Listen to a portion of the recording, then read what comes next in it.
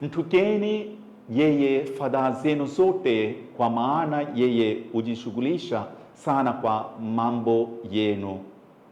Mtakatifu Petro kwa njia ya maneno hayo anatukumbusha kwamba Mungu yuko karibu nasi katika mahangaiko yetu na mapambano yetu ya kila siku. Anajua hofu zetu, uchovu wetu na mambo yanatusumbua ndani ya mioyo yetu. Hatuhitaji kubeba mizigo hii peke yetu. Tunaposali na kuweka wasiwasi wetu mikononi mwa Mungu, tunaamini kwamba anatupenda na anataka kilicho bora kwetu. Hata wakati maisha yanapoonekana kuwa magumu au kuhisi tumefunikwa na giza pande zote, Mungu ni mwaminifu sana. Awabariki Mungu Mwenyezi, Baba na Mwana na Roho Mtakatifu. Amina.